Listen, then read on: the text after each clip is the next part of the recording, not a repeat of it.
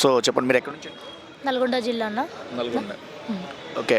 So ఇప్పుడు ఇంతటి ప్రజాదరణ చూస్తుంటే నవీన్ అన్నకి ఫాలోయింగ్ చాలా ఎక్కువ ఉంది. అండ్ మొన్న నామినేషన్ వేసినప్పుడు కూడా దగ్గర దగ్గర ఒక 1,00,000 మందితో వెళ్ళి నామినేషన్ వేస్తారని చెప్పి ఇంచుమించు అంతే క్రౌడ్‌తో వెళ్ళి వేసింది మనం రీసెంట్‌గా చూసాము. సో ఆ ప్రచారం చూసిన తర్వాత ఎంత మెజారిటీ అనేది పక్కన పెడితే ఆ జనాభా చూస్తేనే విజయం పక్కా అని చెప్పేసి అందరూ అనుకున్నారు. సో ఇప్పుడు రాబోయే ఎలక్షన్‌లో నవీన్ యాదవ్ అన్నకి మెజారిటీ ఎంతొస్తుంది? ఎలా ఉండబోతుంది? మేమైతే 50,000 పైచిలుకు ఉంటుందని అయితే అనుకుంటున్నాం. ఎందుకంటే ఇక్కడ ప్రజాదరణ చాలా ఉంది అన్న పైన. ఒక బీసీ బిడ్డని, ఒక మైనారిటీ వాళ్ళందరూ చాలా ఉండడం వల్ల అన్న గెలుస్తాడు. ఒక 50,000 మెజారిటీ మాత్రం మేము ఈజీగా ఎక్స్పెక్ట్ చేస్తూ ఉన్నాం. అంతకు మించి రావచ్చు తప్ప తక్కువైతే ఉండదని ఆశిస్తూ ఉన్నాం. ఓకే. మీరు నవీన్ అన్న ఫాలో అవ్వరా? లేకపోతే వాళ్ళ రిలేటివ్స్? మేము ఫాలో అవ్వరు అన్న. ఇంక రిలేటివ్ అంటే అందరం ఆయన ఇంటి మనుషులమే కదా మేము. ఇంకా అది ఇదని ఏం లేదు. అందరూ ఆయన కుటుంబస్తులమే, ఆయన ఫాలోవర్ని. ఓకే. అండ్ ఇప్పుడు నవీన్ అన్న బేసిక్గా ఏంటంటే ఏ హెల్ప్ కావాలని ఎవరొచ్చినా కూడా లేదు అనకుండా ఇచ్చి పంపిస్తారనేది ఇక జూబ్లీస్ నియోజకవర్గంలో ప్రచారంగా అందరి నోట పలికే మాట. అయితే ఇప్పుడు ఈ ఎలక్షన్లో గెలిచిన తర్వాత ఈ జూబ్లీస్ నియోజకవర్గానికి ఎలాంటి సేవలు చేయబోతున్నారు?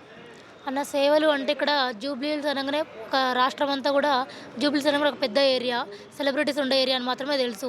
కానీ లోపల రహమత్ నగర్ అయితే వెంగళరావు కాలనీ ఇట్లా కొన్ని కొన్ని బస్తీలు ఉన్నాయి ఇక్కడ. ఈ బస్తీలలో రోడ్లు బాగాలేదు. వాళ్ళ ఇంటికి వెళ్ళగానే ఒకటే అడుగుతున్నారు, అమ్మ మీరు నాకు తెలిసిన వాళ్ళు, నవీన్ అన్న మాకు తెలిసిన వాళ్ళు, ఓటు వేయడం పక్క, కానీ ఒక్కసారి దీన్ని గమనించుకొని వెళ్ళండి. 10 ఏళ్ళు మేము ఇందులో చాలా నరకం అనుభవించాం.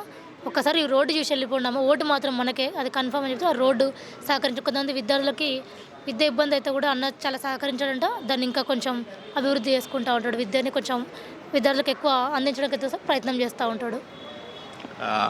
సో గత ప్రభుత్వంలో ఇప్పుడు మాగంటి ఎవరైతే ఉన్నారో ఎమ్మెల్యే గారు, అతను చనిపోయిన తర్వాత ఇప్పుడు వాళ్ళ మిస్సెస్ సునీత గారు మనకి ఎమ్మెల్యేలో పోటీ చేయబోతున్నారు. సో వాళ్ళు కూడా అభివృద్ధి మేము కూడా చేశాము, ఇప్పుడు వీళ్ళు వచ్చి కొత్తగా చేసేది ఏముంది అని అంటున్నారు. దానికి ఏమంటారు? అన్న అభివృద్ధి అంటే నిన్న మేము ఒక కాలనీ వెళ్ళినామన్న 128 డివిజన్ అనుకుంటా అది. అక్కడ వాళ్ళు ఒకటే మాట, 4 ఏళ్ల పేరు మీద వాళ్ళు ఇప్పటివరకు రేషన్ కార్డు రాలేదంట. ఇంకా వాళ్ళు అప్లై చేసుకోబట్టి కూడా 3-4 ఇయర్స్ నుంచి కూడా ఇప్పటివరకు రేషన్ కార్డు రాలేదు. ఒక మధ్యతరగతి కుటుంబానికి రేషన్ కార్డు అయ్యారు, నువ్వు ఇంకా అభివృద్ధి చేసినావు అని చెప్పుకోవడానికి ఆడ మాటలు నీకైనా ఉండాలి, మాకైనా ఉండాలి చెప్పడానికి. ఆడ ఏదీ లేదు, నువ్వు చేసిన అభివృద్ధి ఏది లేదు. ఆ రోడ్లు అలాగే ఉండిపోయినాయి, చదువుకు విద్యకు దూరమైన విద్యార్థులు అంతే ఉండిపోయినారు.